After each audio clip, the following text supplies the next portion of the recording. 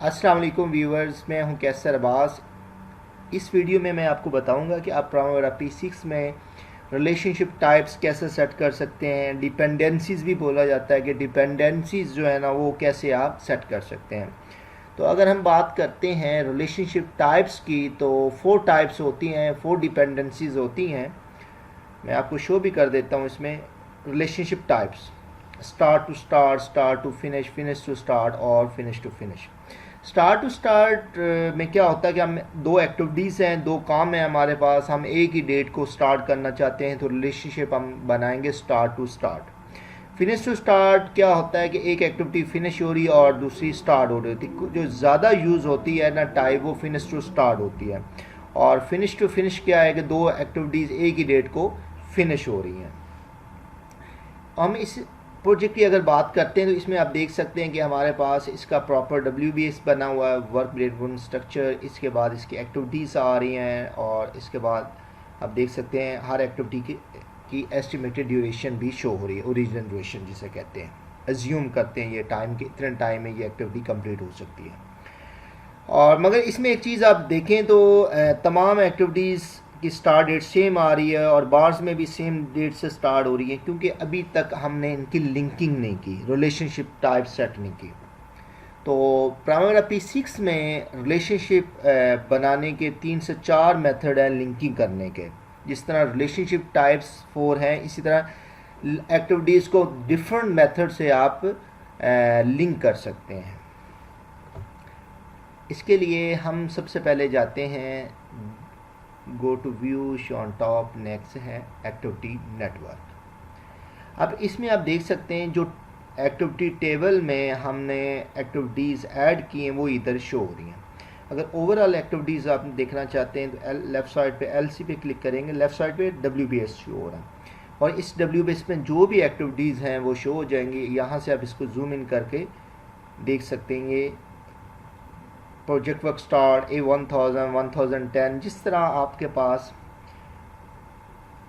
यहाँ जो सीक्वेंस दिया उसी सीक्वेंस में यहाँ पर एक्टिविटीज़ शो हो रही हैं आपके पास।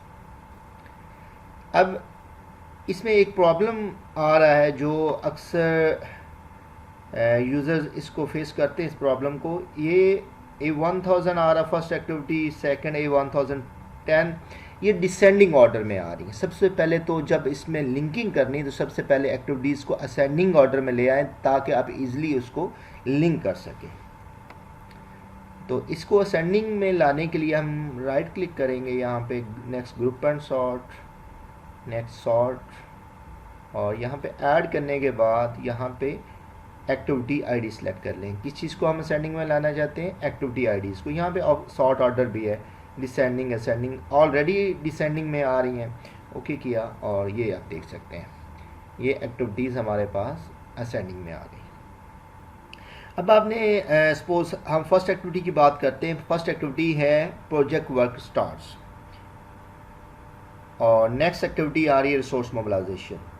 ये हम इसको कर देते हैं हम लिंक। ये इसका स्टार्टिंग एंड पॉइंट है, ये स्टार्टिंग पॉइंट एक्टिविटी का। तो यहाँ पे हमने कर्सर को लाना है तो ये इसको हम ड्रैग करके नेक्स्ट एक्टिविटी से लिंक कर देंगे। अब इसको आप चेक करना चाहते हैं कि ये रिलेशनशिप टाइप कौन सी यूज़ कर रहे हैं हम, तो डबल क्लिक करते हैं इस लिंक पे तो यहाँ से हम चेक कर सकते हैं। ये फिनिश टू स्टार्ट आ रही है। अगर हम इसका रिलेशनशिप चेंज करना चाहते हैं स्टार्ट टू स्टार्ट, तो यहाँ पे आप देख सकते हैं प्रोजेक्ट वर्क स्टार्ट का स्टार्ट और सोर्स मोबिलाइजेशन का स्टार्ट आपस में लिंक हो गया। इसी तरह इसको आप डिलीट भी कर सकते हैं और यहाँ से हम लिंक कर देते हैं। सपोज ये स्टेट है एक के बाद एक। इसके बाद हम ब्लॉक A की बात करते हैं। लेफ़्ट साइड पे ब्लॉक A आ रहा है। अगर ये अब इसके कॉलम का साइज़ भी कम ज़्यादा कर सकते हैं, ब्लॉक A। अब ब्लॉक A को हम एक्टिविटीज़ को लिंक करते हैं। सपोज हमारे पास फर्स्ट एक्टिविटी आ रही है प्रोजेक्ट वर्क स्टार्ट, इसके बाद एक्सकेवेशन। हम कहते हैं एक्सकेवेशन के बाद दो एक्टिविटीज़ एक साथ स्टार्ट होगी। इसमें हम इसको लिंक कर देते हैं फाउंडेशन स्टील से, उसके बाद फाउंडेशन एक्सकेवेशन को फर्दर हम लिंक करते हैं शटरिंग से। जब हमने इसको लिंक किया तो अब यहाँ पे ये विजिबल नहीं है कि कौन सी एक्टिविटी किसके साथ हमने लिंक की हुई है। तो हम राइट क्लिक करते हैं, next reorganise all. Reorganise all करेंगे तो वो उसको ऑर्गेनाइज कर देगा प्रॉपर। इसके बाद सपोज हम इन दो एक्टिविटीज़ को इस कंक्रीट से लिंक करना चाहते हैं तो यहाँ से हम ड्रैग करके लिंक कर सकते हैं। एक मेथड तो लिंकिंग का ये है, मगर ये बेस्ट प्रैक्टिस नहीं है, आपको ये बता दूं। नेक्स्ट जो बेस्ट प्रैक्टिस है वो भी आपको बता दूंगा, जो ज़्यादा प्रोफेशनल यूज़ करते हैं। तो जब हम लिंक कर देंगे तो ये रिलेशनशिप यहाँ भी शो हो रहे हैं, और यहाँ पर अगर शो ना हो रहे हैं रिलेशनशिप लाइंस तो यहाँ पे क्लिक कर देते हैं। इससे हाइड भी हो सकता है, इससे शो भी हो सकता है। एक मेथड ये है।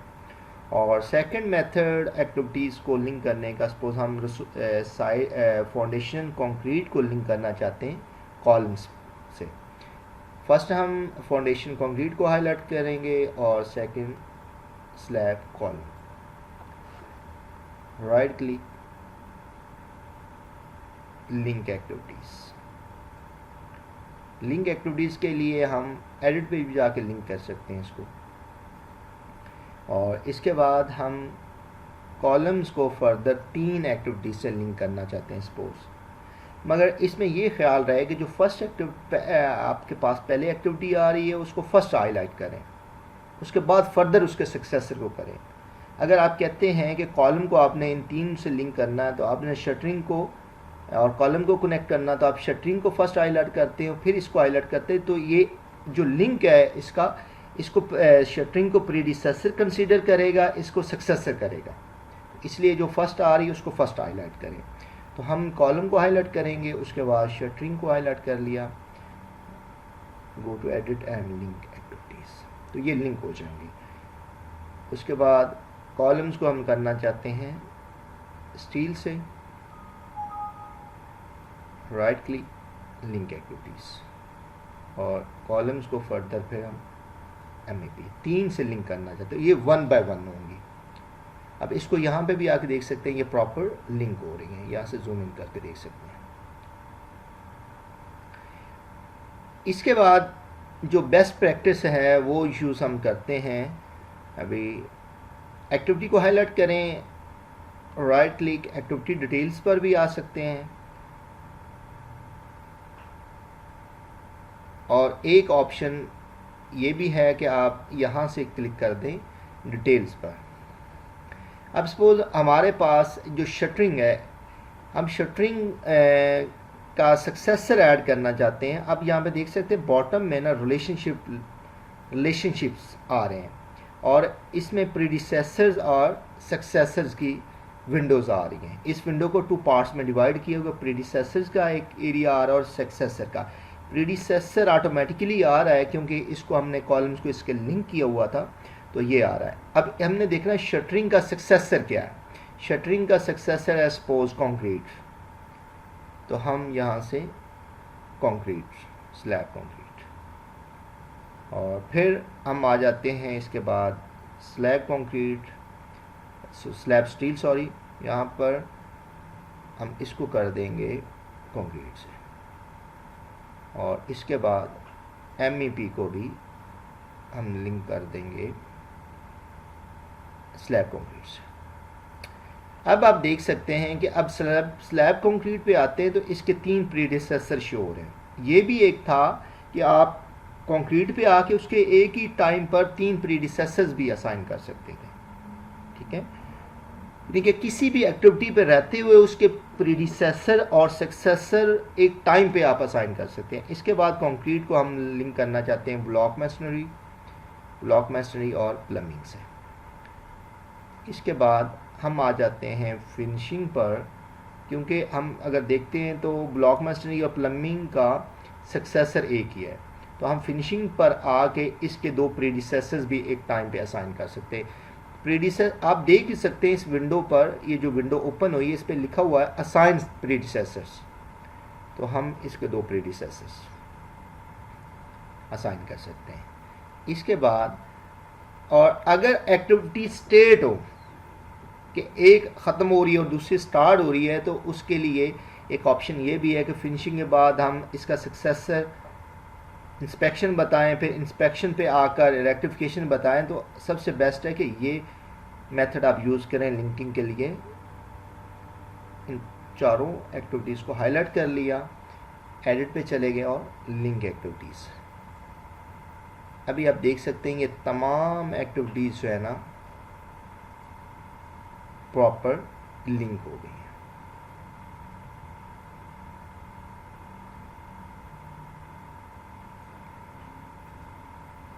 व्यूअर्स, उम्मीद है कि आपको ये वीडियो पसंद आई होगी और हमारी मज़ीद लेटेस्ट वीडियोस देखने के लिए मज़ीद हमारे चैनल को प्लीज़ सब्सक्राइब करें, लाइक करें और बेल पे ज़रूर बेल बटन पर ज़रूर क्लिक कर दें ताकि जो लेटेस्ट हम वीडियोस अपलोड करते हैं तो उसका नोटिफिकेशन आपको मिल सके। Thank you very much.